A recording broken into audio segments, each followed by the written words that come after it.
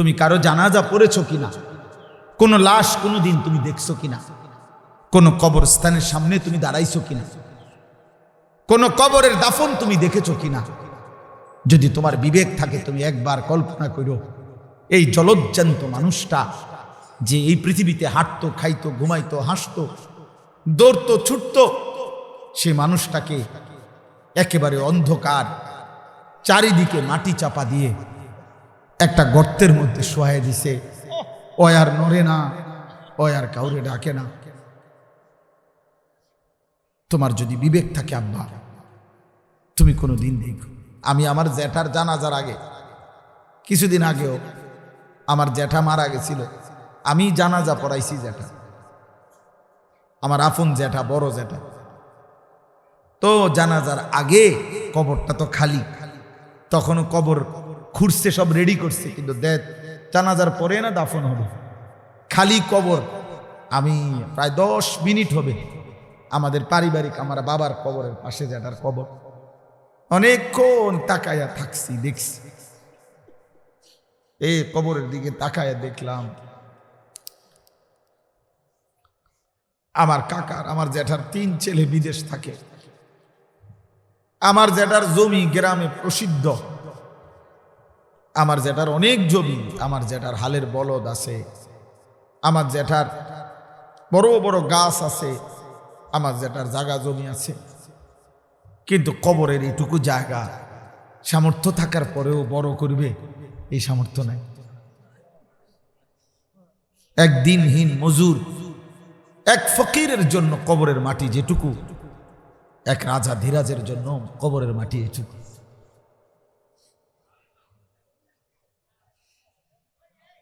এই জন্য ভাই রাসূলুল্লাহ সাল্লাল্লাহু আলাইহি ওয়াসাল্লাম বলছেন, আলাইকুম বিজিয়ারাতিল কুবুর। নবীজি বলছেন, উম্মত তোমরা মাঝে মাঝে কবর জিয়ারত কইরো, ফাইন্নাহা তুযাক্কিরুল মাউত ওয়া তুযাক্কিরুল আখিরাহ। কবর তোমাদেরকে মৃত্যু মনে করাবে, কবর তোমাদেরকে আখিরাত মনে করাবে। আখিরাত মনে, এত পাষাণ হয়ে যায়ও না আব্বা, এত চরিত্রহীন হইও না আব্বা। আল্লাহর সাথে এক ওয়াক্ত নামাজ তোমরা যারা পড়ো না, অধিকাংশ ছেলে, তোমরা যারা এখানে কিশোর যুবক বসছো দাঁড়ায়, অধিকাংশ ছেলের চেহারা স্পষ্ট যে তোমরা বেনামাজি। অসংখ্য ছেলে, অধিকাংশ ছেলেই এই চেহারাই প্রমাণ করে তুমি আল্লাহর রবের সেজদা দাও না। আর যার কপালে সেজদা নাই, তোর চাইতে নিকৃষ্ট বেয়াদব, তোর চাইতে বড় বেয়াদব, তোর চাইতে বড় বেয়াদব, অসভ্য, অহংকারী আল্লাহর জমিনে আর কোনো জানোয়ারও নাই। এই জন্য বেনামাজি মনে রাখিস তোরা, তোদেরকে আমি কোনো জানোয়ারের সাথে তুলনা দিতে রাজি না। আমারে যদি বলে ওরে দেখতে কেমন লাগে, আমি বলবো ওরে দেখতে কিছুই লাগে না, মানুষও লাগে না, জানোয়ারও লাগে।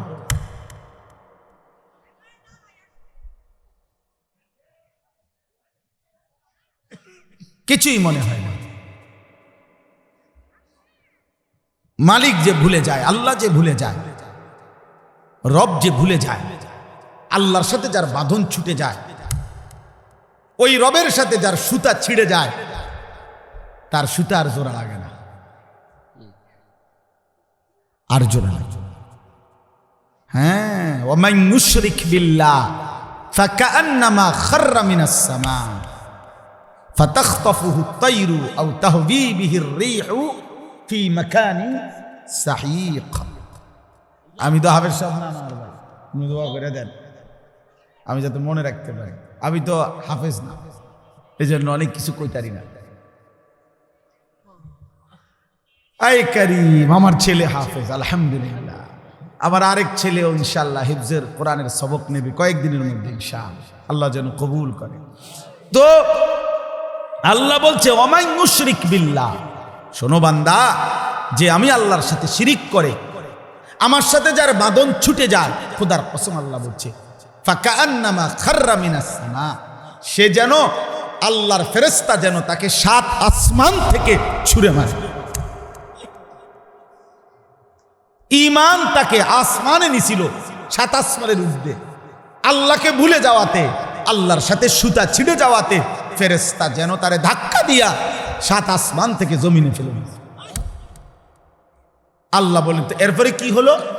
এরপরে ফাতাখতাফুহু তাইরু, কোন বাজ পাখি, কোন চিল, শকুন তাকে ছোঁ মেরে জমিন থেকে উঠায় নিয়ে গেল। আও তাহবি বিহির রিহু ফি মাকানিন সাহিক, অথবা ঝড়ো বাতাস এই নাফরমানকে কোথা থেকে কোথায় উড়াইয়া হারায়া ফেলে। অর্থাৎ এইবার মুসলমান যখন আল্লাহকে ছেড়ে দিল, এইবার ইহুদি একবার কয় এই কাটিংটা নে, খ্রিস্টানের বাচ্চা আরেকবার কয় তুই চুলের কাটিং এটা নে, হিন্দুর বাচ্চা আরেকবার কয় তুই চুলের কাটিং এটা নে, নাফিতে কয় তুই এইটা কাটিং নে, তোরে ওই দোকানদারে কয় ফ্যান ইডা বালা, সেই দোকানদারে কয় এইটা ভালো, এ মহিলা একটা কয় তুই আমার পিছনে হাঁট, আরেক মাইয়া কয় তুই আমার পিছনে হাঁট, মোবাইলের নর্তকী কয় তুই আমারে সারা রাত্রে দেখ, সিনেমার নর্তকী কয় তুই আমারে সারা রাত দেখ। আহা জানোয়ার, তোর জীবনের আর কোনো স্থায়িত্ব নাই, তোরে যেখানে মন চায় এখানে ঘুরাইতেছে। আল্লাহ ছেড়ে দিলি, এবার তোরে শয়তান যেদিকে মন চায় সেদিকে। এই জন্য আর চুলেরও হদিস নাই, ফ্যানেরও হদিস নাই, হাফ প্যানেরও হদিস নাই।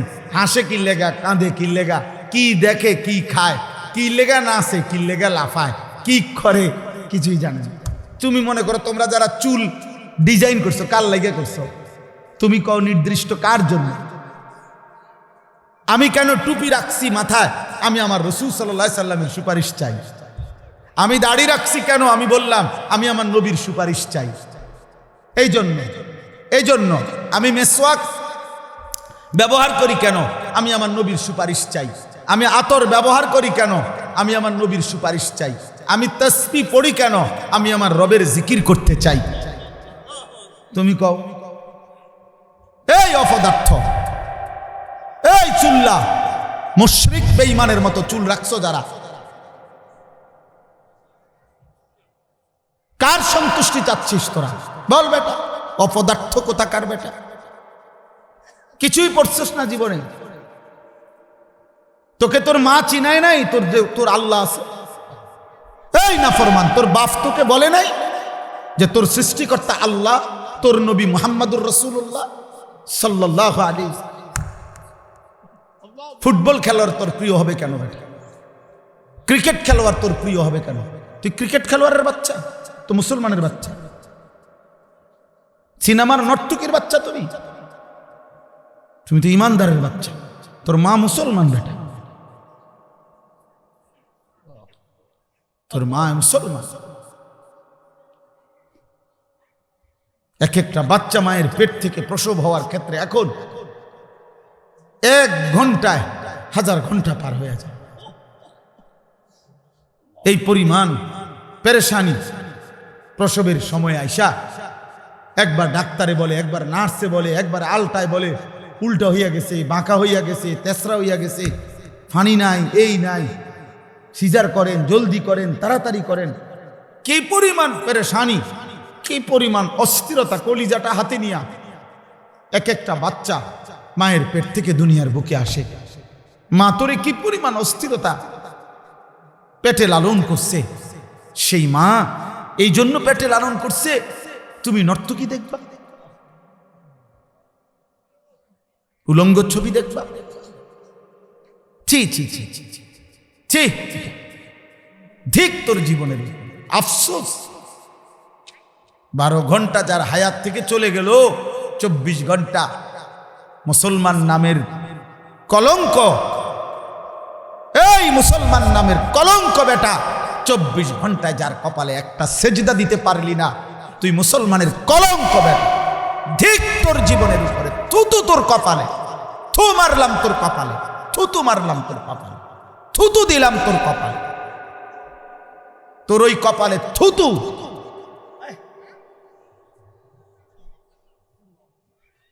আল্লাহকে একটা সেজদা দিলি না নাফরমান, এক ওয়াক্ত নামাজ পড়লি না বেটা। মুসলমানের ঘরে জন্ম নিয়া আল্লাহকে এভাবে ভুলে গেলাম। ছি ছি ছি ছি ছি, আল্লাহ আমাদেরকে মাফ করে দেন। একটা ছেলে ভালো বদলাও, একজন। আমি ব্যক্তিগতভাবে ভোট চাচ্ছি না, আমি আখিরাত চাই, আমি সেজদা চাই, আমি তোমার পরিবর্তন চাই। আমি আমার রবের কাছে প্রতিনিয়ত দোয়া করি, আল্লাহ আমার জাতির কিশোর যুবক বদলে দেন। আমার এটা স্বপ্ন রে বাপ, এটা আমার একটা ফিকির, আর আমার ফিকির, আমার একটা আশা, আমার একটা স্বপ্ন। আমি এই জন্য আমার ময়নামতি মাদ্রাসায় 118 শতক জায়গা একসাথে কিনছি, আলহামদুলিল্লাহ। এই আশায় কিনছি যে আমি একটা 2টা মাদ্রাসা আলাদা, একটা বাচ্চাদের স্বাভাবিক নুরানি, নাজারা, হিফস, এগুলা কিতাবখানা খুলবো। এখন তো আছে আমার মাদ্রাসায় 500 ছাত্র আছে, আলহামদুলিল্লাহ। কিন্তু আমি একটা পৃথক মাদ্রাসা চালু করতে চাই।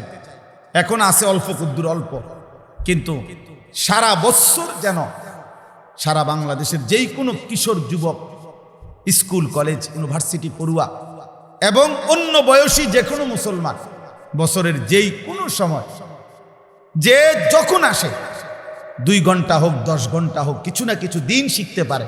যে আসবে যখন দিন শিখবে তখন, যার সময় যতক্ষণ দিন শিখবে ততক্ষণ, এই আশায় আমি আলাদা মাদ্রাসা। গতকালকেও আলহামদুলিল্লাহ ও আপনার অনেক মেহমান আসছে, দেখাইছি। তাহলে মনে করেন গতকালকেও আমার কাছে বহু লোক আসছে আমার মাহফিল, মাদ্রাসার ইসলামী মাহফিল। আমার বুঝ হইল এমন অনেক লোক আছে যারা আমার কাছে মাহফিলের জন্য যায়। মনে করেন সকাল 9টা বাজে গেছে, আমার সাথে দেখা হয় জোহরের পরে। আমি জোহরের আগে দেখা করি না, ঘুম থেকে উঠা গোসল আসল করে করে মাদ্রাসা যাইতে গিয়ে জোহরের নামাজ পড়ি। তাহলে যেই লোকটা 9টা বাজে আসলো, 1টার পরে আমার লগে দেখা হইল, সেই লোকটা তো 4টা ঘন্টা এখানে বসে রয়েছে বেহুদা। এই 4 ঘন্টা যদি আমার ব্যবস্থাপনা থাকে যে আপনি 4 ঘন্টা আপনি রোজুডা আপনি শিখেন, আপনি একটা রুকুটা ঠিক করেন, তাইলেও তো বরকত হবে। একটা কিছু যদি লোকটা শিখে তার ফায়দা হবে না? এই আশায় এই জায়গাটা কিনছি। প্রায় 3 কোটি টাকা মাটি ভরাট প্রাথমিক সহ লাগবে। আপনাদের কাছেও দোয়াও চাই, সহযোগিতাও চাই। আমাদের কাগজ আছে, পরে বয়ান শেষে দিবে ছেলেরা আপনাদের কাছে। অর্থাৎ এই উদ্দেশ্য এইটাই, যেই কোনো বয়সী কেউ যদি এক নামাজের মুসল্লা পরিমাণ 4200 টাকা দেয়, আমরা তাকে আমাদের সদস্য বানাই। 30 বছরের নিচে কোনো কিশোর যুবক যদি 1000 টাকা দেয় আমাদের মাদ্রাসার ওই জমিতে, আমরা তাকে কিশোর যুব সদস্য বানাই। আলহামদুলিল্লাহ সারা দেশ থেকে যার যেমনি পারছে দিচ্ছে, ব্যবস্থাপনা হইতেছে আল্লাহর দয়া, বাকিটাও হয়ে যাবে ইনশাআল্লাহ। আপনাদের কাছে দোয়া চাই, আপনারাও যদি পারেন, ছেলেরা তোমরাও যদি পারো, আমাদের মাদ্রাসার এই জমিতে দিও। 1000 টাকাই দিলা হইতে পারে, বিকাশ নাম্বার আছে কাগজে।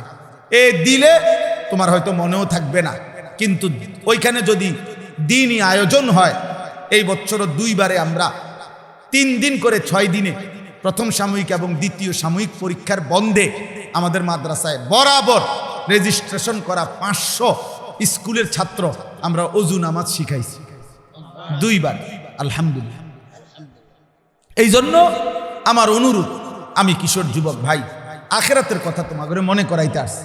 খোদার কসম, কোনো পদ পদবী দুনিয়াবি কোনো চাহিদা নিয়ে আসি নাই, আসছি এই কথা মনে করাইতে যে তোমরা দয়া করে বাবা, আপনারাও আপনাদের ছেলে মেয়ে, আপনাদের স্ত্রী সন্তানের জন্য আপনারা ঈমান আমলের ফিকির করেন। নূহ আলাইহিস সালাম বারবার কাঁদছে শুধু এই জন্য যে আল্লাহ, আমার ছেলেটা জাহান্নামের আগুনে জ্বলবে, আমি এটা মানতে পারতেছি না। নবী সাল্লাল্লাহু আলাইহি সাল্লাম বারবার কাঁদছে, আল্লাহ, আমার চাচা জাহান্নামের আগুনে জ্বলবে, আমি এটা মানতে পারতেছি না। ইব্রাহিম আলাইহিস সালাম বারবার কাঁদছে, আল্লাহ, আমার আব্বা জাহান্নামের আগুনে জ্বলবে, আমি এটা মানতে পারতেছি না। এই জন্য এত আহাজারি করছে, খোদার কসম। এই জন্য দুনিয়া যদি কিছু দিতে না পারেন, আখিরাত বঞ্চিত করেন না ছেলেটাকে, আখিরাত বঞ্চিত করেন। অভাবের সংসারের ছেলেও একসময় বড় লোক হয়ে যায়, এতিম বাচ্চাও একসময় ধনী হয়ে যায়, দুনিয়া হয়েই যায়, কিন্তু আখিরাত আপনি আমি যদি সন্তানের গড়ে না দেই, এখন যদি আমরা ছেড়ে দেই, এই 14, 16, 18 বছর বয়সী ছেলেগুলোকে এখনই যদি ছেড়ে দেন, এরা যদি মন মতো চুল রাখে, মন মতো জামা পরে, এরা যদি মন মতো খায়, ঘুমায়, পেশাব পায়খানা করে, যা মন চায় নারী ছবি, মোবাইলের অস্থির দৃশ্য দেখে, তাইলে এরকম লাওয়ারিস এরকম যদি ছেড়ে দেন, তাহলে আগামী দিনে এরা দুনিয়াটারে জাহান্নাম বানায় ফেলে। আমি বললাম, একটি মহল্লার মধ্যে যদি 200 ছেলে থাকে, আর কেউ যদি অথবা 198 জন ছেলেই যদি 5 ওয়াক্ত নামাজ না পড়ে, তো ওই সমাজের ভবিষ্যৎ কি? ওই সমাজের ভবিষ্যৎ কি? ওই সমাজের মেয়ের বাপরা চরিত্রবান ছেলে কোত্থেকে পাবে? একটি সমাজের যদি ছেলেরা প্রত্যেকেই অবাধ কোনো না কোনো মেয়ের সাথে প্রেম করার, হারাম সম্পর্ক করার সুযোগ পায়, তাহলে এই এলাকার ছেলে যদি কোনো মেয়ের সাথে অবৈধ সম্পর্ক করার সুযোগ পায়, তো সে তো সুযোগ নেবে। এই এলাকার মেয়ে এ তো নর্থ বেঙ্গলের মাইয়ের লগে প্রেম করবে না, এ তো রংপুরে যাবে না, তো এখানেরই। তাইলে ঘরের ইজ্জত, ঘরের সতীত্ব, মেয়ের সতীত্বের নিরাপত্তা কোথায়? যেখানে চারদিকে যদি চরিত্রহীন রাক্ষস এই পরিমাণ থাকে, সেখানে আমার মেয়ের ইজ্জতের নিরাপত্তা কোথায়? আমার বোনের নিরাপত্তা কোথায়? বলেন আপনারা। এই যারা বিবেকবান আছে, আমি কেন চিল্লাই? আমার অস্থিরতা তো এইটা নিয়ে, অস্থিরতা তো এটা নিয়ে। এই সমাজের হাজার হাজার ঘরে আপনাদের ছেলে মেয়ে আছে, বোন আছে, তো এই মেয়ের আগামী দিনের ভবিষ্যৎ কি? এই ছেলের ভবিষ্যৎ কি? ও চরিত্রবান মেয়ে কোত্থেকে পাবে? এই মেয়ের জন্য চরিত্রবান ছেলে কোত্থেকে পাবে? আপনি দোয়া করবেন যে আল্লাহ যদি আমার একটা ভালো ছেলে মিলাই দেয়। তো ভালো ছেলেটা কেমনে পাবেন? যেই ছেলেটা 24 ঘন্টা মোবাইলে অশ্লীল ছবি দেখে, উলঙ্গ নাচ দেখে। এই জানোয়ার ভালো ছেলে হবে কিভাবে? এই অসভ্য চরিত্রহীন ওর থেকে আপনি উত্তম কিছু কিভাবে চাইবেন? জীবন মানে শুধু টাকা, জীবন মানে শুধু ভাত তরকারি, জীবন মানে শুধু বিল্ডিং, জীবন মানে শুধু বাজার সদাই। আল্লাহ আমাদেরকে হেফাজত করে, আল্লাহ আমাদেরকে হেফাজত করে, আল্লাহ আমাদেরকে হেফাজত করে। আমাদের আগামী প্রজন্মের নিরাপত্তার জন্য এদেরকে বাঁচানো দরকার। এখন যারা 14, 16, 18 বছরের, আগামী সর্বোচ্চ 10 বছরের ব্যবধানে, 15 বছরের ব্যবধানে এরা প্রত্যেকে বিয়ে করবে ইনশাআল্লাহ, হায়াত পাইবে। এখন যেই মেয়েদের বয়স 12, 14 বছর, 16 বছর, আগামী 5 বছরের ব্যবধানে এই মেয়েদের ছেলের হাতে বিয়ে দিতে হবে, মেয়েটাকে বিয়ে দিতে হবে। তাহলে চরিত্রবান ছেলে না পেলে কথা বোঝেন না কেন? বলেন, কোত্থেকে আনবেন ছেলে? অর্ডার দিয়া, প্যাকেটিং করে? সবাই মিলে আন্তরিক হতে হবে, সবাই মিলে চেষ্টা করতে হবে। যার যার জায়গায়, যার অধীনে যে আছে, কমপক্ষে আপনার ছেলেটা তো আপনার অধীনে, আপনার নাতি আপনার অধীনে, আপনি তারে কেন নামাজি বানাবেন না? আপনি তার সাথে কথা বলেন। সে যদি কোনোভাবে নামাজ না পড়ে, আপনি বাবা বলেন যে ফুত, ঠিক আছে, তোর লগে আমি তোর শক্তির কারণে, তোর গাত্তারামির কারণে তোর লগে আমি পারলাম না, তবে এটা মনে রাখিস, আমি বাবা তোর উপরে অসন্তুষ্ট মৃত্যু পর্যন্ত। যদি তুই আল্লাহকে সেজদা না করো, তোর মতো সন্তান, তোর প্রতি আমি অসন্তুষ্ট। তা আমি যদি কবরে যাই, তো মনে রাখিস আমি অসন্তুষ্ট বাবা হয়েই কবরে যাব। তো সেদিন আখেরাতে তুই বুঝবি বাবা মার অসন্তুষ্টি নিয়ে সন্তান কি জান্নাতে যায় না জাহান্নামে যায়, আখেরাতে দেখবে। নবীজি বলে দিছেন, হুমা জান্নাতুকা ওয়া নারুকা। সাহাবীকে নবী বলে দিছেন, মা বাবা এই দুইজনই তোমার জান্নাত, এই দুইজনই তোমার জাহান্নাম। তুমি মাকে নারাজ করে জান্নাতে যাইবা কেমন? তুমি বাবাকে নারাজ করে জান্নাতে যাইবা কেমন? তুমি স্বামীকে নারাজ করে মহিলা জান্নাতে যাবে কেমন? নবী সাল্লাল্লাহু আলাইহি সাল্লাম বলেন, আইয়ুমা ইমরাআতিন মাতাত ওয়া যাওজুহা আনহা রাদিন দাখালাতিল জান্নাহ। যে নারী মৃত্যুবরণ করলো এই অবস্থায় যে তার স্বামী তার উপরে সন্তুষ্ট, আল্লাহ রাসূল বলেন সে জান্নাতে প্রবেশ করলো। তাহলে স্বামীর সন্তুষ্টি তো ঈমানের উপরে। ইসলামের উপরে হওয়া, ইবাদতের উপরে হওয়া, আখিরাতের উপরে হওয়া। আল্লাহ আমাদেরকে বুঝ দান করে। আমি এটাই বললাম, প্রত্যেকেই 1 মিনিট যদি চিন্তা করেন যে ভাই আমার বন্ধু আমাদের জীবনে গুনাহ বেশি, আমাদের জীবনে ছেলেরা গুনাহ বেশি। আব্বা তোমাদের চেহারা মনে হয়, চেহারা দেখলে তোমরা গুনাহ করতে করতে চেহারা কালো বানায় ফেলছো। তোমরা ছবি দেখতে দেখতে, অসভ্যতা করতে করতে, বেনামাজি জীবনে জীবনে তোমাদের চুল, চেহারা, লেবাস, তোমাদের চেহারার আকৃতি কালো হয়ে গেছে। তোমরা ফিরো বাবা, আল্লাহর দিকে ফিরো, আল্লাহর দিকে ফিরো, আখিরাতের দিকে ফিরো, আখিরাতের দিকে ফিরো। আমি অনুরোধ করলাম, ইয়া বুনাইয়া আরকাম মা'আনা ওয়ালা তাকুম মা'আল কাফিরিন। এটা আমার দরদের কথা, কোরআনের আয়াত। নূহ আলাইহিস সালাম ওনার ছেলে কেনানকে বলছিল, শেষ কথা বলছিল, ইয়া বুনাইয়া আরকাম মা'আনা ওয়ালা তাকুম মা'আল কাফিরিন। হে আমার প্রিয় সন্তান, তুমি আমাদের সঙ্গে উঠে পড়ো, মুমিনদের সঙ্গে। ওয়ালা তাকুম মা'আল কাফিরিন। নূহ আলাইহিস সালাম বলছে তার ছেলেকে, আব্বা কাফের, বেঈমান, নাফরমানদের সঙ্গী হইও না। চরিত্রহীন বন্ধু তোমারে বরবাদ করে দিবে। মদখোর, জুয়ারি বন্ধু, নারী লুবি, নেশাখোর, জিনা ব্যভিচারে আসক্ত যুবক তোমার বন্ধু, সহপাঠী, সহকর্মী তোমারে জাহান্নামে পৌঁছায়। তুমি যাইও না তাদের সাথে। আমরাও তোমাদেরকে বললাম, ইয়া বুনাইয়া আরকাম মা'আনা ওয়ালা তাকুম মা'আল কাফিরিন। আমরাও বলি, হে আমাদের সন্তান, হে আমাদের সন্তান, তোমরা আমাদের সাথে আসো, আলেমের সাথে আসো, তোমরা কোরআনের সাথে আসো, তোমরা তোমাদের রবের দিকে আসো। কাফেরদের সাথে, মুশরিকদের সাথে, ফাসিক পাপীর সাথে থাইকো না। পাপী তোমারে, আল্লাহর নবী বলছে, মন্দ লোক, মন্দ সঙ্গী কামারের দোকানদারের মতো। কামারের দোকানে গেলে প্রথম তুমি নাকে ধোঁয়ার দুর্গন্ধ পাইবা, কিছুক্ষণ বসে থাকলে লুঙ্গি জামার কোনো না কোনো কোনা আগুনে পুড়ে যাবে, আগুনে পুড়ে যাবে।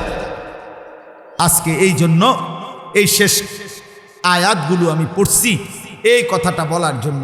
এই একটা কথা, যে আমরা যেন আমাদের গুনাহ থেকে তওবা করি। আমাদের আল্লাহ বড় মেহেরবান, আমাদের আল্লাহ বড় দয়াবান।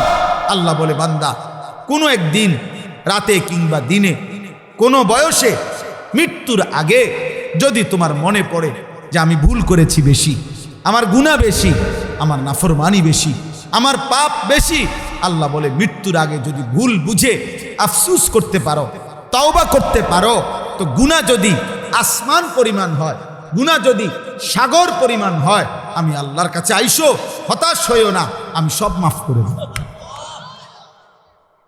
কুল ইয়া ইবাদিয়াল্লাযীনা আসরাফু আলা আনফুসিহিম। কোরআনুল কারীমের 24 নম্বর পারা, কোরআনুল কারীমের 39 নম্বর সূরা, সূরা জুমার, এই সূরার 53 নম্বর আয়াতে হযরত আব্দুল্লাহ ইবনে মাসউদ বলছেন রাদিয়াল্লাহু তাআলা আনহু, আল্লাহর কোরআনের মধ্যে আল্লাহর সবচেয়ে বেশি দয়া, মায়া, উদারতা, প্রশস্ততা, মেহেরবানির সবচেয়ে বড় আয়াত এই আয়াত 53 নম্বর। আল্লাহ বলছেন, কুল ইয়া ইবাদিয়াল্লাযীনা আসরাফু আলা আনফুসিহিম। হে নবী, আপনি বলেন, হে আমি আল্লাহর বান্দারা, তোমরা যারা নিজের জীবন গুনাহ করতে করতে সীমালঙ্ঘন করে ফেলেছ, গুনাহ একদম ভাসাইয়া ফেলছ, গুনায় জীবন শেষ করে দিছ, সীমা অতিক্রম করে ফেলেছ, লা তাকনাতু মির রাহমাতিল্লাহ, তোমরা আল্লাহর রহমত থেকে নিরাশ হও না। ইন্নাল্লাহা ইয়াগফিরুদ যুনুবা জামিআ, নিশ্চয়ই আল্লাহ তোমাদের সব গুনাহ মাফ করে দেন। ইন্নাহু হুয়াল গফুরুর রহিম, তিনি ভীষণ ক্ষমাশীল, তিনি খুব দয়াবান। এখন আল্লাহ যদি বলে সব মাফ করে দিবে, আসলে মাফ করবে? কথা বলে না। আল্লাহ মাফ করে দিবে? আল্লাহ তাআলা বলেন, আমি মাফ করব। কি করতে হবে? সব মাফ পাইতে হইলে কি করতে হবে? আল্লাহ বলেন, আমি সব মাফ করে দেব। শর্ত হইল দুইটা। এক, ওয়া আনিবু ইলা রাব্বিকুম। এক, তুমি ওয়া আনিবু আই ইরজিউ আই তুবু, তোমরা তওবা করো। এক নাম্বার, ফিরে আসো। সমস্ত পাপ থেকে তওবা করে আমার দিকে ফিরে আসো। এই তওবা বলা হয় তিন জিনিসকে। এক, পিছনের সব গুনাহ ছেড়ে দিলাম, আর করব না, ওয়াদা দিলাম, আমি আল্লাহ লজ্জিত, মাফ চাইলাম। আল্লাহ বলে এই তিনটা জিনিস যদি তুমি অন্তর থেকে বাস্তবিক অর্থে করে থাকো, আমি যদি বুঝ পাই, আমি দিল জানি, আমি দিলের খবর জানি, আমি তোমার বাস্তবতা জানি, আমি তোমার হৃদয়ের অবস্থা জানি, পৃথিবীর কেউ না বুঝিলেও বান্দা আমি সব বুঝি, সব জানি।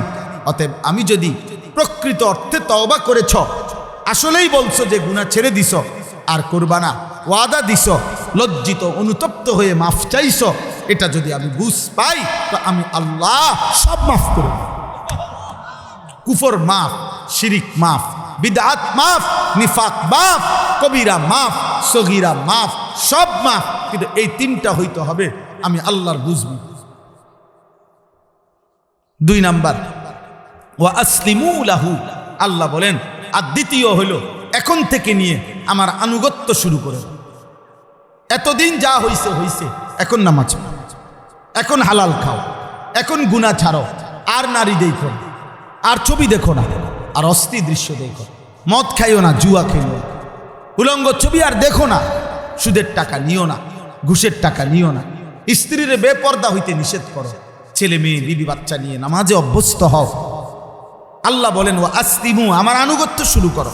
এই দুইটা, এক, গুনাহ ছেড়ে দিয়ে তওবা করো, 2, আমার আনুগত্য শুরু করে দাও। মিন ক্বাবলি আন ইয়াতিয়াকুমুল আযাবু সুম্মা লা তুনসারুন, আল্লাহ বলে বান্দা যাই করবা মৃত্যু আসার আগে আগে করতে হবে। যদি মৃত্যু এসে যায়, আজরাইল এসে যায়, তখন কিন্তু সাহায্য করা হবে। এই আযাবু অর্থ হলো মৌত। এই 2 জিনিস। ফিরে আসো তুমি আল্লাহর দিকে, আনুগত্য শুরু করো আমার, আমি তোমারে মাফ করে দেব। ওয়াত্তাবিউ আহসানা মা উনজিলা ইলাইকুম মির রাব্বিকুম, আল্লাহ বলেন, আবারও বলছি, আমি আল্লাহ সর্বশ্রেষ্ঠ, সবচেয়ে সুন্দর যেই আসমানি কিতাব কোরআন তোমাদের জন্য নাজিল করেছি, তোমরা সব ব্যাপারে, জীবনের সব ক্ষেত্রে এই কোরআনের আনুগত্য করো। আবারও বলছি, মিন ক্বাবলি আন ইয়াতিয়াকুমুল আযাবু বাগতাতাও ওয়া আনতুম লা তাশউরুন, মৃত্যু আসার আগে আগেই, হঠাৎ করে, যা তোমরা বুঝতেও পারবে, যা তোমরা টেরও করতে পারবে। প্রতিদিন কিশোর যুবক মারা যায়, প্রতিদিন রোড অ্যাক্সিডেন্টে লোক মারা যায়, প্রতিদিন মোটরসাইকেল অ্যাক্সিডেন্টে লোক মারা যায়, প্রতিদিন যুবক মারা যায়।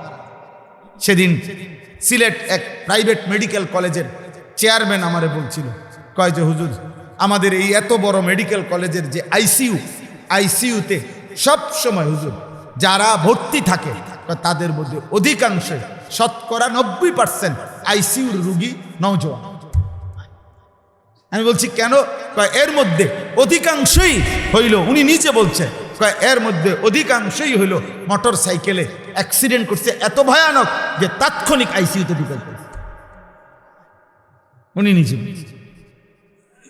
সেদিন পত্রিকায় আমি নিজে পড়ছি, বাংলাদেশে গত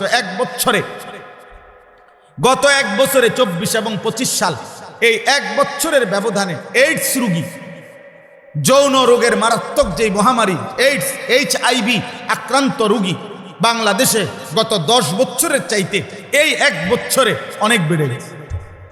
উনি হিসাব দিছে, রিপোর্টার, বাংলাদেশের অনেকগুলো হসপিটালের নাম লিখছে, ওইখানে এই মুহূর্তে চিকিৎসাধীন রোগী এইডস আক্রান্ত কতজন, এটার হিসাব দিছে, দিয়া নাম দিছে, সব কিছু দিয়ে বলছে। সবচেয়ে দুঃখজনক কথা হলো যে উনি বলছেন যে এই এইডস আক্রান্ত, এই ভয়ঙ্কর মহামারী, দোস্ত, করোনা আসছে গেছে, কিন্তু এইডস কোনোদিন পৃথিবীর কোনো অঞ্চলে এখনো এই মহামারী চলে গেছে এ কথা কেউ বলে না, চিকিৎসা বিজ্ঞানীরা, এটা সর্বসময় আছে। তো উনি বলছে, এই রিপোর্টার, যে এই বর্তমান এইডস আক্রান্ত রোগী, যৌন মারাত্মক ভয়ঙ্কর রোগ, এইটা যেটা মৃত্যু এনে মৃত্যু হয়ে যায় যার হলে, এইটা আপনার অধিকাংশই, উনি বলছেন, এই বর্তমান চিকিৎসাধীন রোগীর মধ্যে বড় অংশ হইল কিশোর যুবক। আরো ভয়ঙ্কর কথা হলো, উনি বলছেন ওই রিপোর্টার যে এর মধ্যে বড় অংশ হইল সমকামী, অর্থাৎ ছেলে ছেলে অপকর্ম করে এই যৌন আক্রান্ত। তার মানে নারী দেখতে দেখতে মোবাইলে 24 ঘন্টা উলঙ্গ ছবি, নাচ, নর্তকীর জিনা ব্যভিচারের দৃশ্য দেখতে দেখতে এই জানোয়ার কুত্তার মতো হয়ে গেছে। এই জন্য এখন তার যৌন চাহিদা পূরণের জন্য সে সামনে যা পাইতেছে সব নষ্ট করে দিতেছে। কারণ তাকে তো ধরবার কেউ নেই, তার বাপেও জানে না, তার মাও জানে না, এই সমাজের কেউ জানে না যে ছেলেটা কি করছে।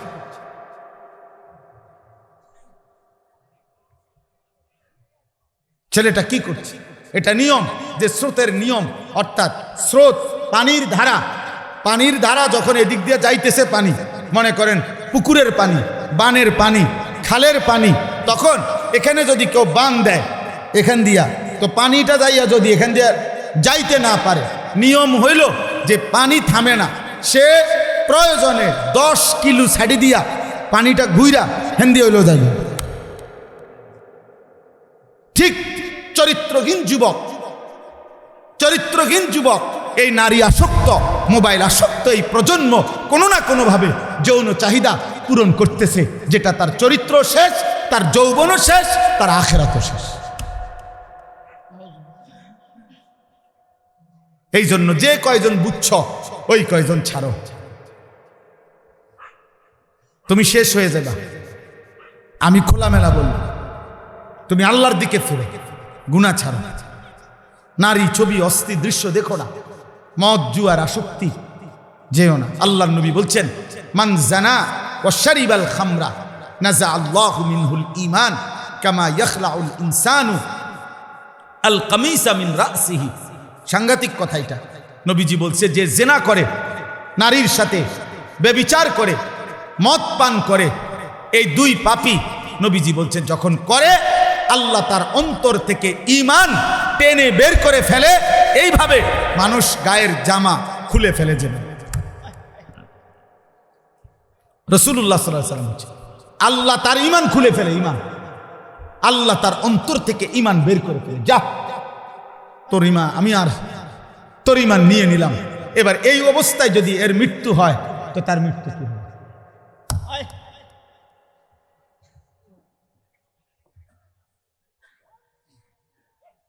কি হবে? কি হবে? কোরআনুল কারীমের এই সূরা জুমারের মধ্যে আছে, এখানে আছে ভাইয়া বাবা, বিশ্বাস করো, আল্লাহ বলছে আমি প্রত্যেকটি মানুষের রূহ দুই ভাবে তার থেকে বিচ্ছিন্ন করি। রূহ এক, মৃত্যুর সময় মালাকুল মউতের মাধ্যমে তার রূহ তার দেহ থেকে চূড়ান্তভাবে আলাদা করি।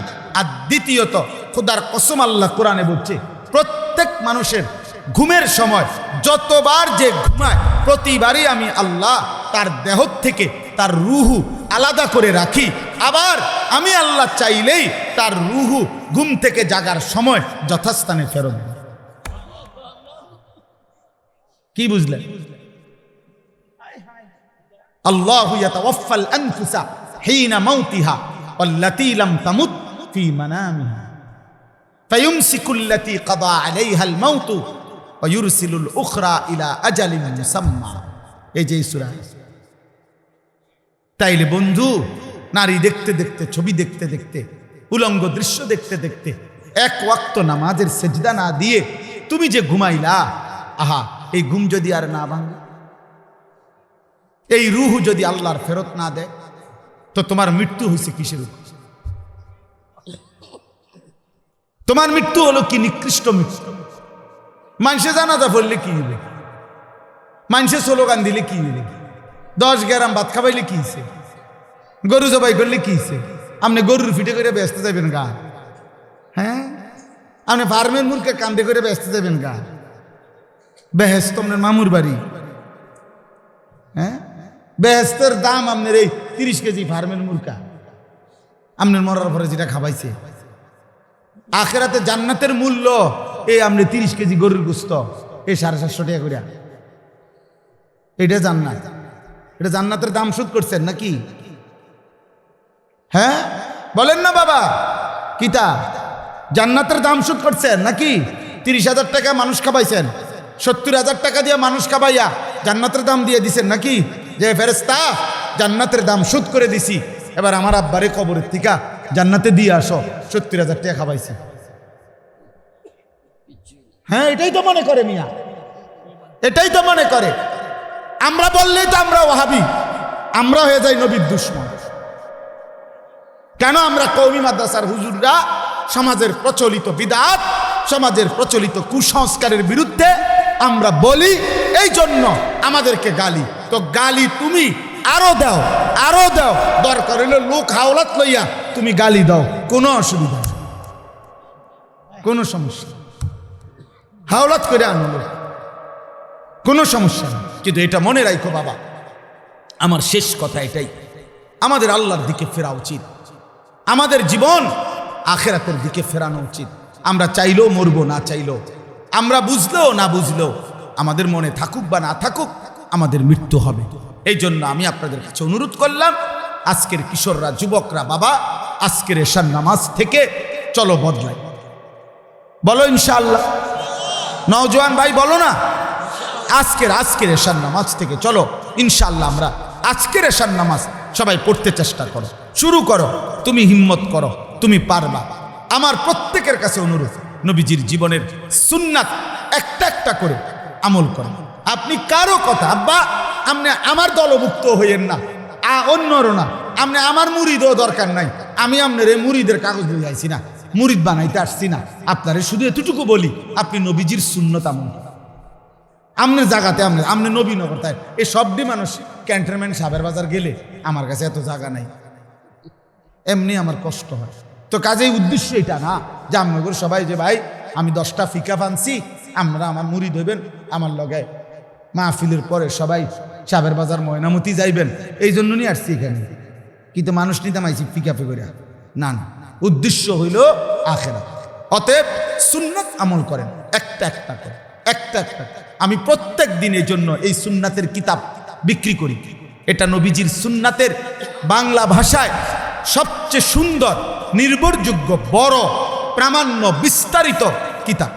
একেবারে আমাদের নবীর 23 বছরের জীবনের ছোট বড় পুরা জিন্দেগি ইসলামের সকল ব্যাপারে যত সুন্নত দরকার এই কিতাবে আছে, একেবারে বিস্তারিত দলিল সহ পুরা ইসলামের সব বর্ণনা নবীর জীবনে এখানে আছে। 600 পৃষ্ঠার উপরে এটা বইটা। আমাদের ঢাকা গাজীপুরের একজন বড় বুজুর্গ, কাপাসিয়ার হজরত অধ্যক্ষ মিজানুর রহমান চৌধুরী হজরত এই কিতাবটা লিখছেন অনেক আলেমদের সমন্বয়ে। আমি ইচ্ছা করে আমাদের এটা বিক্রি করি, আমাদের এই সাদা গাড়িতে আপনারা পাবেন, 400 টাকা মূল্যে আমরা এটা বিক্রি করি। যার সুযোগ হয় আপনি পড়েন, আপনার বিবি বাচ্চাকে পড়তে বলেন, নবীজির একটা একটা সুন্নত শিখেন, একটা একটা আমল বাড়ান, চেষ্টা করেন, আল্লাহ তৌফিক দান করেন। আমার মাদ্রাসার এই কাগজটা নিয়েন প্রত্যেকে, এই কাগজের মধ্যে বিকাশ নাম্বার আছে, অ্যাকাউন্ট নাম্বার আছে, যার সুযোগ হয় পারলে আমার মাদ্রাসায় এই জায়গাটার মধ্যে আমরা একটা বড় স্বপ্ন দেখি, বড় একটা মাদ্রাসা, একটা আলাদা বাচ্চাদের, একটা বয়স্কদের, একটা কিশোর যুবকদের ভিন্ন ভিন্ন প্রতিষ্ঠান করতে চাই। বিকাশ নাম্বার আছে, কিশোর ভাই, যুবক ভাই। ونؤمن به ونتوكل عليه ونعوذ بالله من شرور أنفسنا ومن سيئات أعمالنا من يهده الله فلا مضل له ومن يضلله فلا هادي له ونشهد أن لا إله إلا الله وحده لا شريك له ونشهد أن سيدنا وحبيبنا ومولانا محمدا عبده ورسوله أما بعد فأعوذ بالله من الشيطان الرجيم বিসমিল্লাহির রহমানির রহিম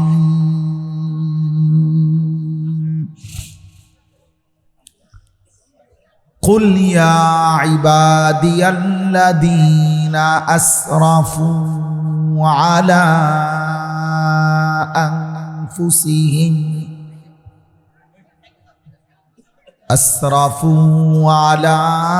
আনফুসিহিম লা তাকনাতু মির রাহমাতিল্লাহ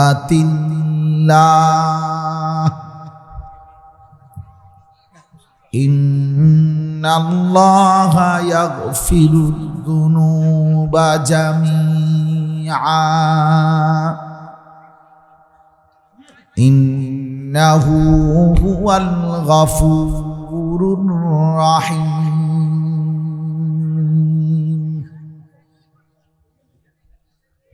ওয়া আনিবু ইলা রাব্বিকুম ওয়া আসলিমু লাহু মিন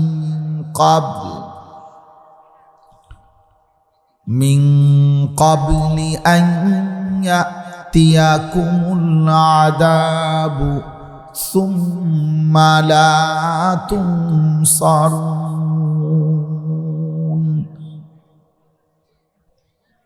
واتبعوا أحسن ما أنزل إليكم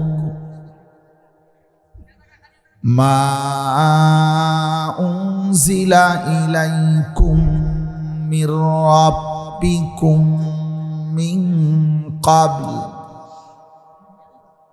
من قبل أن يأتيكم العذاب بغتة وأنتم لا تشعرون صدق الله مولانا العظيم وقال نبينا صلى الله عليه وسلم يا أيها الناس توبوا إلى الله جميعا واستغفروه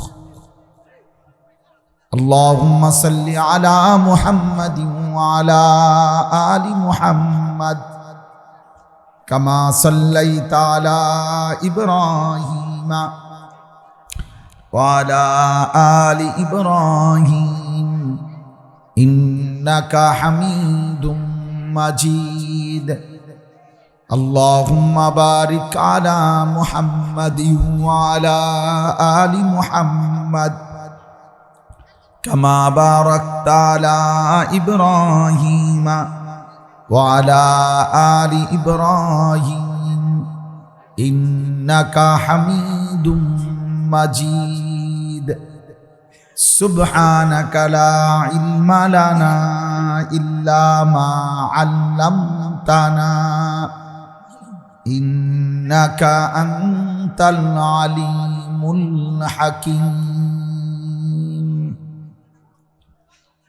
الحمد لله আল্লাহ পাক রব্বুল ইজ্জত জুল জালাল ওয়াল ইকরামের ফজল কারাম রব্বুল আলামিনের অপরিসীম ইহসান মেহেরবানি দয়া আল্লাহ তাআলা আমাদেরকে আজ 14 ডিসেম্বর 2025 রোজ রবিবার বিবাড়িয়া জেলা নবীনগর উপজেলাধীন নবীপুর উত্তরপাড়া ভোলা কাজী বাড়ির প্রবাসী ও ব্যবসায়ীদের উদ্যোগে এলাকার সকল মুর্দে গানের রুহের মাগফিরাত কামনায় আজকের এই প্রথম বার্ষিক ইসলামী সম্মেলনে আল্লাহ তাআলাই আমাদেরকে আসবার বসবার আল্লাহর জন্যই জমা হওয়ার তৌফিক দান করেছেন আলহামদুলিল্লাহ।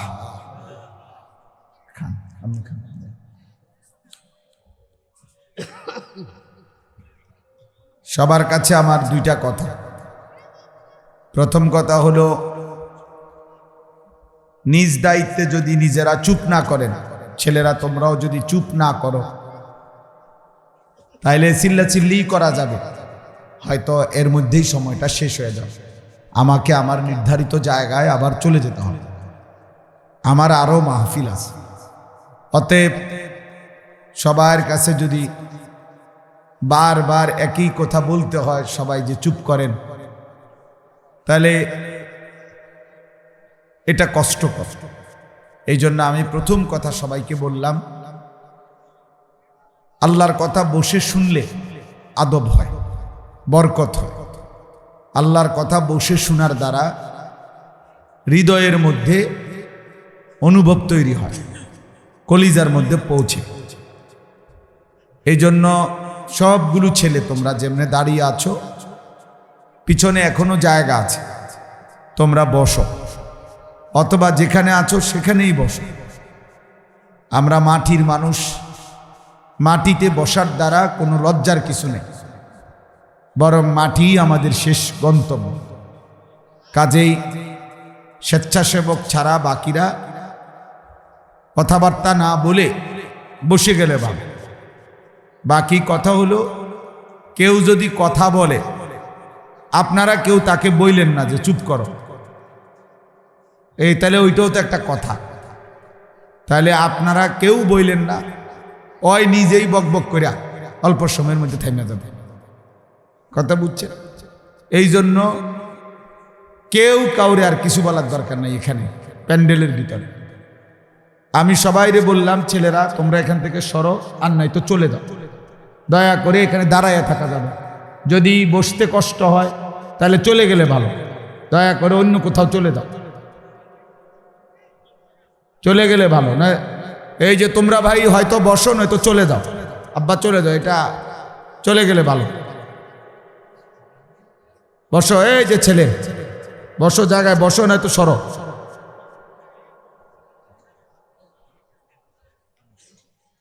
হ্যাঁ, সব বসতে হবে। যে এই যে এই লাল গেঞ্জি ভাই বসো। জি মাশাল। আপনারা কেউ কিছু বলবেন, নিষেধ করলাম না, কেউ কোনো বুদ্ধি দিবেন না, আমারটা আমি বলতেছি। আপনারা কেউ বলবে, আপনারা বললে কাজে লাগবে। হ্যাঁ, পাল্টা আপনারা একটা বলবে, হ্যাঁ আপনি কেটা কথা কইনি, তখন ঝগড়া লাগবে। আচ্ছা, দ্বিতীয় কথা হলো, হাতে ধরা সবগুলো মোবাইল বন্ধ করতে হবে। এটা আমার প্রতিদিনকার কথা। কমপক্ষে যারা নিয়মিত আমার বয়ান শুনেন তারা তো জানার কথা। এই জন্য ভাই, ছেলেরা, বাবা, হাতে মোবাইল ধরে একজনও ভিডিও বা রেকর্ড করবা না, আমি নিষেধ করলাম তোমার। যদি এরপরও গোপনে চালাকি করে কেউ ভিডিও বা রেকর্ড করো, তো তোমার জন্য আমার ওয়াজ না, এবং তোমার জন্য আমার কোনো দোয়াও রইল না। তোমারে তোমার হাতে ছেড়ে দিলাম, তোমারে তোমার দায়িত্বে ছেড়ে দিলাম। আমি তোমার জন্য দোয়া করলাম, এবং আমার ওয়াজও তোমার জন্য, এটাও নিষেধ করলাম স্পষ্ট। এই দুই কথা। এক নাম্বার, বসে মনোযোগ দিয়ে আল্লাহর কথা শুনলে, চুপ থেকে শুনলে, বিশ্বাস করেন যে যত মনোযোগী হয়, যে যতটা চুপ করে, আল্লাহর ওয়াদা, আল্লাহ বলছেন তোমরা আমার কথা শুনবার সময় দুইটা কাজ করবা, ফাসতামিউ লাহু ওয়া আনসিতু, তোমরা মনোযোগ দিয়ে শোনো এবং চুপ থাকো, লাআল্লাকুম তুরহামুন, আল্লাহ বলেন অবশ্যই তোমাদের উপর রহমত বর্ষিত হবে।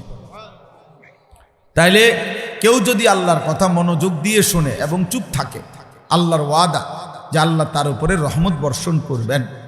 আর আল্লাহ কারো উপরে রহমত বর্ষণ করবেন মানে কি? তাফসীরের মধ্যে আছে, আল্লাহ তাআলা তাকে আল্লাহর আনুগত্য, আল্লাহর কথা মানা, আল্লাহর ইবাদত করার তৌফিক দান করবেন, অর্থাৎ সুযোগ দিবেন যে বান্দা, তুমি যেহেতু আমার কথা মনোযোগ দিয়ে শুনেছ, ঠিক আছে, আমি আল্লাহই তোমাকে দয়া করে সেজদা করার, আনুগত্য করার, আমার হুকুম মানার তৌফিক আমি দিয়ে দিলাম, তৌফিক দিয়ে দিলাম। এটা বহুত বড় তৌফিক, শুধুই আল্লাহর কাছ থেকে। পৃথিবীর সর্বশ্রেষ্ঠ রাসূলের হাতেও তৌফিক নাই, হেদায়েত নাই, ফায়সালা নাই, সিদ্ধান্ত নাই। সিদ্ধান্ত আল্লাহর হাতে, ফায়সালা আল্লাহর হাতে, তৌফিক আল্লাহর হাতে, ইবাদতের যোগ্যতা ইবাদতের মানসিকতা, ইবাদত করার মতো মানসিকতা এবং পরিবর্তন, হেদায়েত সব আল্লাহর হাতে, সব আল্লাহর হাতে। নবী সাল্লাল্লাহু আলাইহি ওয়াসাল্লামের চাচা আবু তালেবের ব্যাপার নিয়ে আল্লাহ নবীজিকে বলছেন, ইন্নাকা লা তাহদি মান আহবাব, আপনি প্রচন্ড চাইলেও আপনি হেদায়েত দিতে পারবেন না। তাহলে খুদ রাসূলুল্লাহ সাল্লাল্লাহু আলাইহি সাল্লাম, যার হাতে অগণিত মানুষ কালেমা পড়ছে, যার মহব্বত আল্লাহ তাআলার কলিজায় সর্বোচ্চ বেশি, যিনি আল্লাহর মাহবুব, তাকেই আল্লাহ বলছেন যে আপনাকেও আমি আল্লাহ বলে দিলাম, আপনি বললেও হবে না, হেদায়েত আমার হাতে। তাহলে সেখানে আমরা কি? সেখানে বক্তা কি আর ওয়াইজ?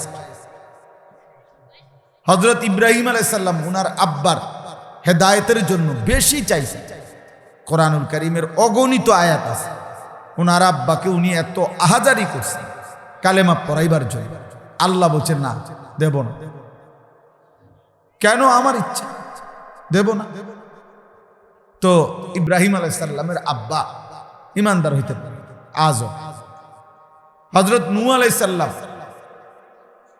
ওনার ছেলে কেনানের ব্যাপারে খুব বেশি কান্নাকাটি করছেন আল্লাহর কাছে। একেবারে মৃত্যুর সময়ও ছেলেটাকে ডাকাডাকি করছেন, আল্লাহর কাছে হাত তুলছেন, আল্লাহ আমার ছেলে, রব্বি ইন্না ইবনি মিন আহলি, আল্লাহ আমার সন্তান, আমার পরিবার, আমার কলিজার টুকরা সন্তান, এটা ও জাহান্নামের আগুনে জ্বলবে। আমি আজকে 950 বছর আপনার বান্দাদেরকে জাহান্নামের আগুন থেকেই তো বাঁচাইতে চাইছি।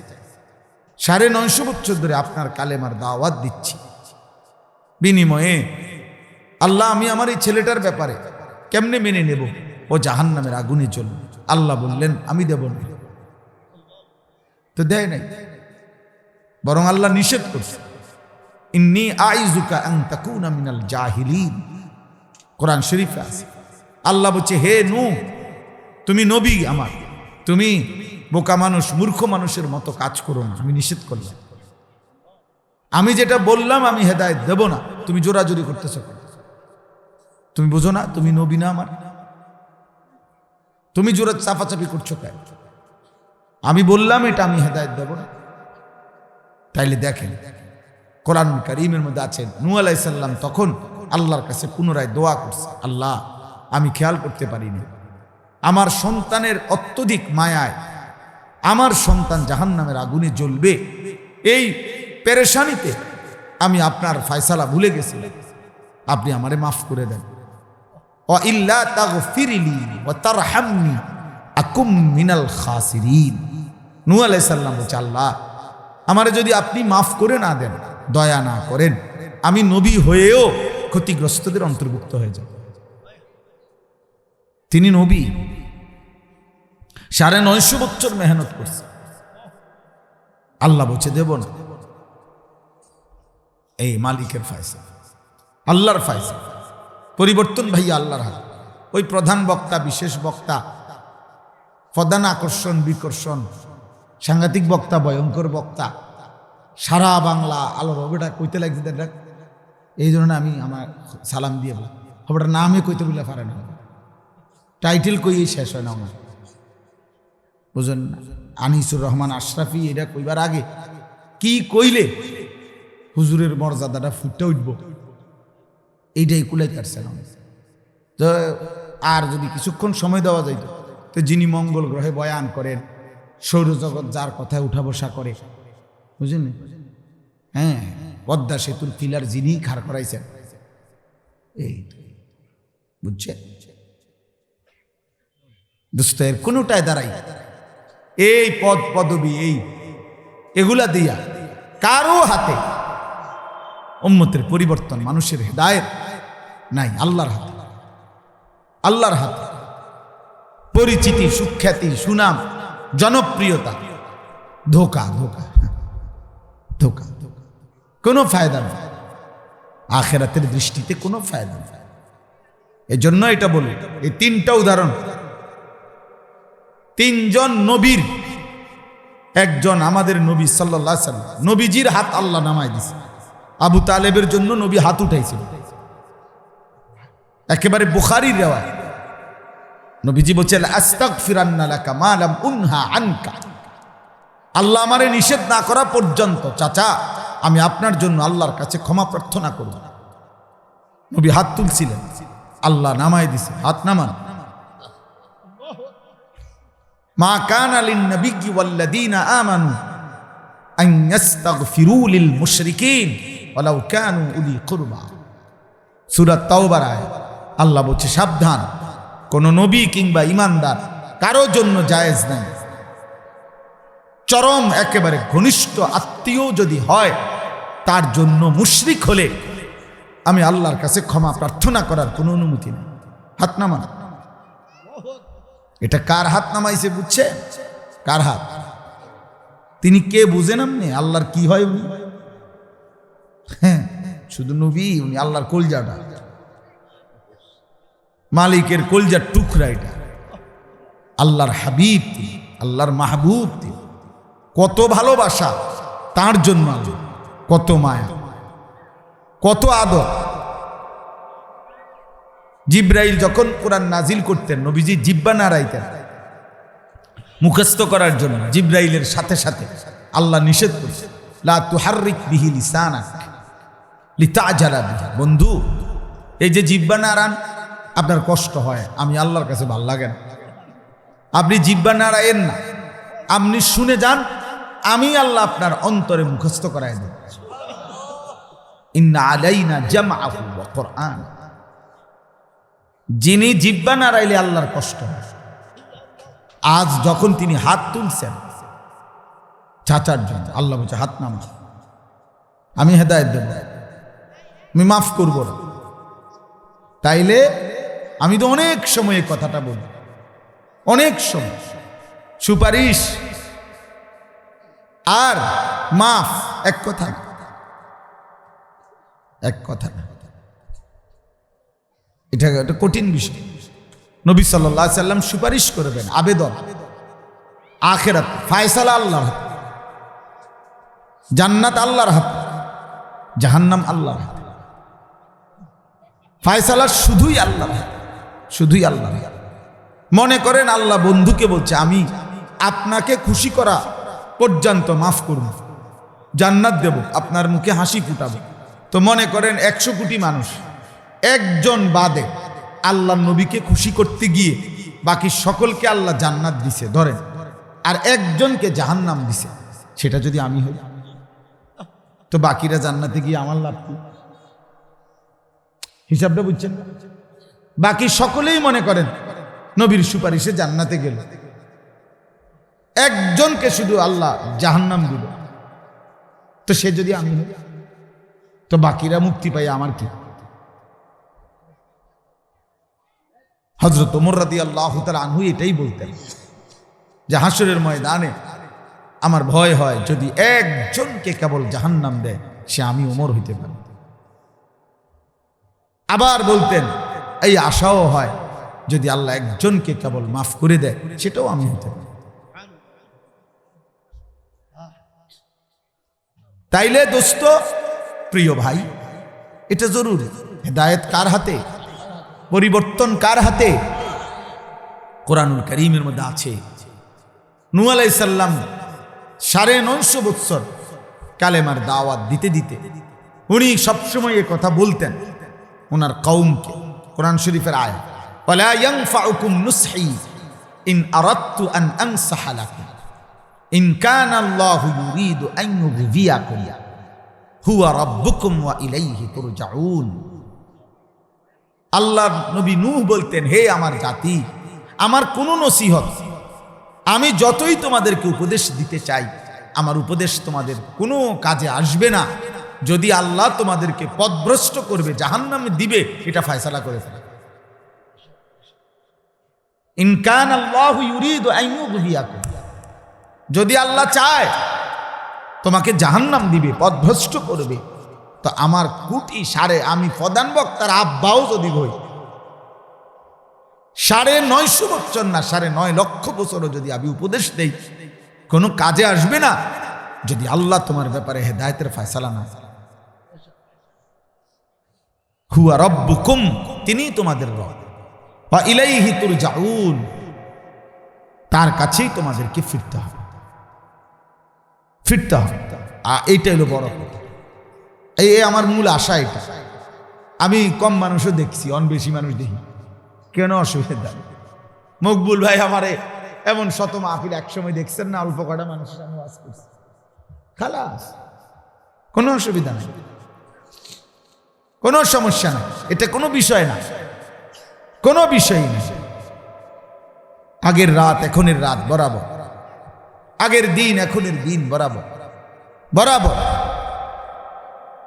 অতএব উপস্থিতি কম বেশির কারণে বক্তারে আন্দাজ করলে হবে না, এ কথা ভাবলে হবে না। এখন উনি লোক যেহেতু বেশি হয় ওনার মাহফিলে, অতএব সমস্ত পদ পদবী গুণ গুণাবলী সব ওনার। এখন উনি এখন পীরে কামেল, মাহতাবে শরীফত, তুলুয়ে আফতাবে শরীয়ত, যা কিছু উনি এখন উনি সব, যেহেতু লোক হয়,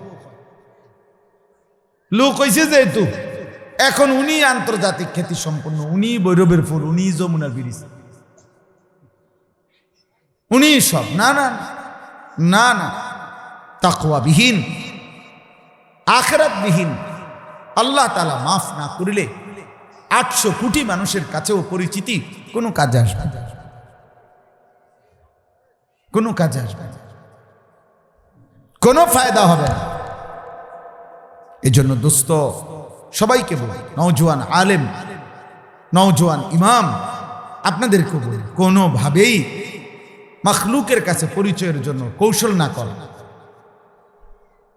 বরং রবের কাছে পরিচিত হয়, রবের কাছে পরিচিত হয়, মদিনার বন্ধুর কাছে পরিচিত হয়। এমন যেন হয় যে হাসরের দিন নবী সাল্লাল্লাহু আলাইহি সাল্লামের সামনে গেলেই তিনি যেন নাম শুনেই বলে, ও আচ্ছা তুমি না, তুমি যে সব সময় দুরূদ শরীফ পড়তা, ফেরেশতা তো সব সময় আমার কাছে তোমার নাম বলতো, আমি কত শুনছি তোমার নাম, কত শুনছি।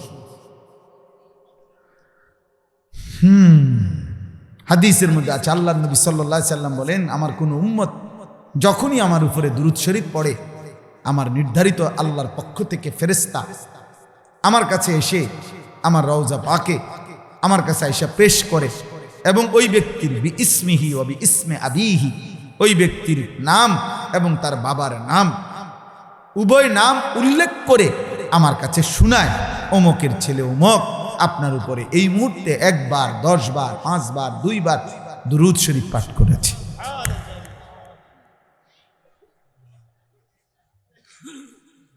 হাসরের দিন নবী সাল্লাল্লাহু আলাইহি সাল্লাম বলছে, নবী সাল্লাল্লাহু আলাইহি সাল্লাম বলছেন, কিয়ামতের দিন আমার পাশে সবচেয়ে কাছে থাকবে আকরাবুন নাসি ইলাইয়া ইয়াউমাল কিয়ামা আকসারুহুম আলাইয়া সালাহ। দুনিয়াতে যারা আমার উপরে বেশি বেশি দুরূদ শরীফ পড়তো,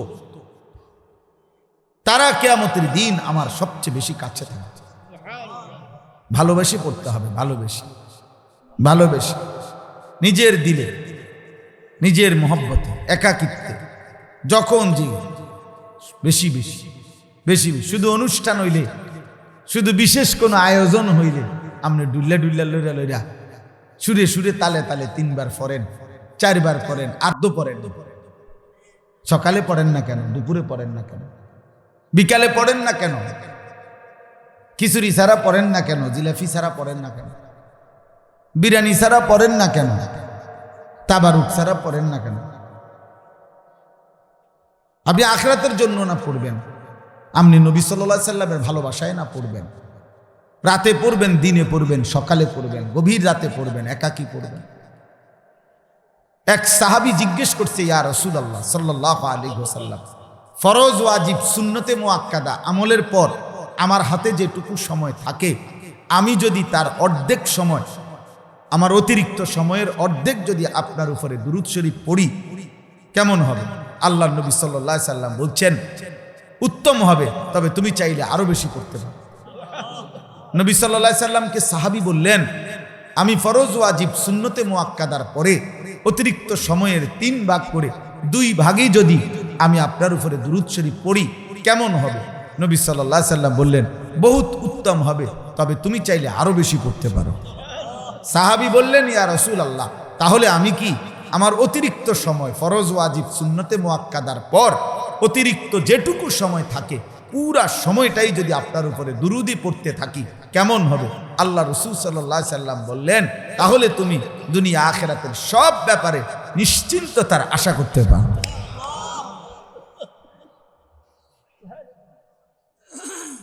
হ্যাঁ, কওমি মাদ্রাসার হুজুররা নবী বিরোধী না, কওমি মাদ্রাসার হুজুররা দুরূদ শরীফ বিরোধী না, অনুষ্ঠান বিরোধী। কিছুটা বিরোধিতা করলে, বিদআত বললে, যাই আমরা বলতে চাই সেটা বলি আমরা অনুষ্ঠানটা, আমরা দুরূদ শরীফকে বেদাত বলি না, রাসূলুল্লাহ সাল্লাল্লাহু আলাইহি সাল্লামের দুরূদকে বেদাত বলি না। শুধু শুধু ভুল বুঝবেন না, বোকামি করবেন। আপনি স্পষ্ট হইতে চেষ্টা করেন যে হুজুর বিরোধিতাটা করে কি, উনি কি বলতে চাচ্ছে এইটা আগে শুনুন। আপনি যে ওনারে বললেন যে ওই নবীর দুশ্মন, এ ওয়াহাবি, তো আপনি আগে এটা বুঝে নেন যে আমি কি কারণে কইছি কথাটা। আপনি ওনারে জিগাইলে হয়, একজন কওমি হুজুরে জিগাইবেন বলে আপনি আল্লাহর সাক্ষী রেখে কোরআন শরীফ হাতে ধইরা পশ্চিম দিকে ফিরা কইবেন যে আপনি নবীজির উপরে দুরূদ পড়েননি। তো উনি যদি বলেন আমি পড়ি না, আমি এটা পছন্দ করি না, তো এনে উনি নবীর দুশ্মন। কথা বুঝেন নাই আপনি? তাইলে না আপনি বলবেন, তা আপনি এটা জিজ্ঞাসা করেন। আপনি কোন কওমি মাদ্রাসার হুজুর যখন নবী সাল্লাল্লাহু আলাইহি সাল্লামের নাম নেয় জুমার বয়ান মাহফিল, তো উনি সাল্লাল্লাহু আলাইহি সাল্লাম বলে কিনা আপনি এটা খেয়াল করবেন যে উনি কয় কিনা। যদি বলে তো উনি দুরূদ শরীফের বিরোধী হলো কই? উনি তো পড়ে। কথা বলেন না? তাইলে আপনি জিজ্ঞাসা করেন। আমরা যেই শায়েখের মুরিদ, আমার শায়েখ আল্লামা মুফতি মুশতাকুন নবী কাসিমি, তো আমরা তো সকাল সন্ধ্যা আমাদের শায়েখের পীরের ওজিফা, সকালে 100 বার, সন্ধ্যায় 100 বার, কমপক্ষে দিন রাতে 200 বার দুরূদ শরীফ পড়া, এটা তো আমগো পীরের ওজিফা, শায়েখের ওজিফা। তো আমি দুরূদ শরীফ পড়বো না কেন? নবী সাল্লাল্লাহু আলাইহি ওয়াসাল্লামকে ভালোবাসবো না কেন? বুঝেন নাই? প্রতিনিয়ত প্রত্যেক বেলার ওযুর সাথে মেসওয়াক করতে চেষ্টা করি, তা আমি নবীর দুশমন হব কেন? শুরু করছে সেদিনের পর থেকে আজকের এই সেকেন্ড পর্যন্ত কোনোদিন একটা দাড়ি এক সুতা কাটি নাই, ছোটও করি নাই, সাইজও করি নাই, ডিজাইনও করি নাই। আমি নবীর দুশমন হব কেন? ঘরে বাইরে সর্বদা চেষ্টা করি দস্তরখান বিছাইয়া খানা খাইতে, আমি নবীর দুশমন হব কেন? 5 ওয়াক্ত নামাজ চেষ্টা করি জামাতের সাথে পড়তে, আমি নবীর দুশমন হব কেন? আমার 4 বছরের মেয়ে বাচ্চাও পর্দা করে, হিজাব পরে, মেয়ে, বিবি, মা, আমার ঘরের সবাই, আমার বোন, আমার ভাইয়ের বিবিরা, আমি নবীর দুশমন হব কেন?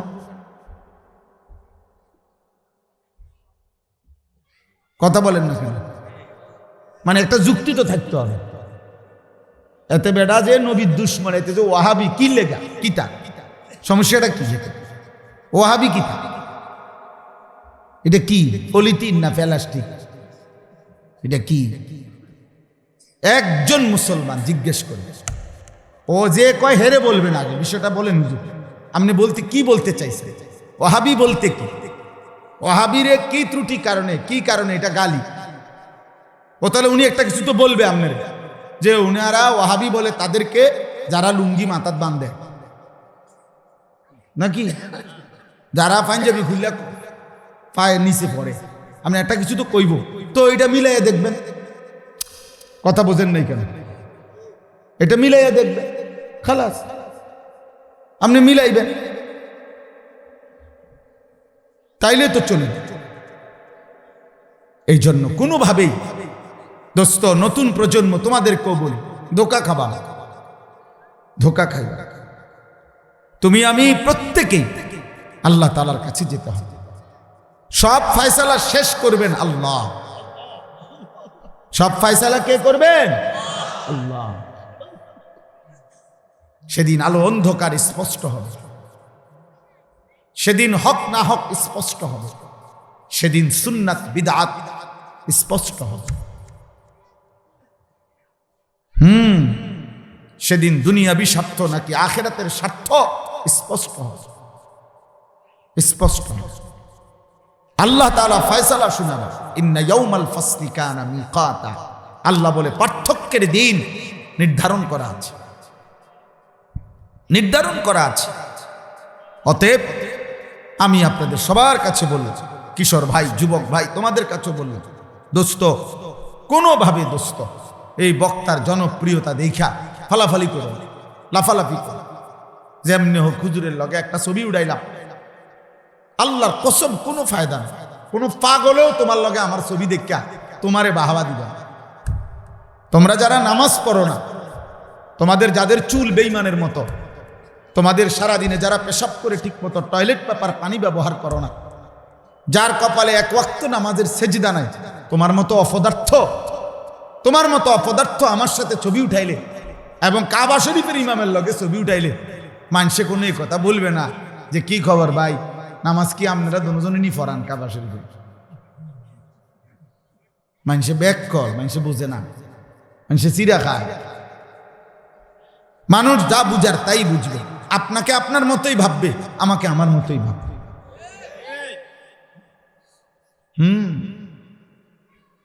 আজকে কিতাবে পড়ছি যে বুজুর্গানে দ্বীন বলছেন, কোন বক্তব্যের, কোন প্রবন্ধের, কোন বইয়ের, কোন লেকচারের মানুষ শিরোনাম দেখেই বুঝে ওখানে কি আছে। এটা এখানে দেখছে ইসলামী মহাসম্মেলন, তো এটাই বুঝ করছে সবাই এখানে ওয়াজ হবে। তো লিখছে কিতাবের মধ্যে কোন ব্যক্তির উত্তম নাম, সুন্দর একটা নাম মুসলমানের, এই নামটাই প্রমাণ করে যে তার বাবা মা, তার ফ্যামিলি এবং তার প্রতি তাদের সকলের ইচ্ছা, রুচি, তাদের মূল্যবোধ, তাদের আখলাক, তাদের ফিকির, তাদের আখেরাতের চিন্তা ওই কিতাবের মধ্যে লিখছে।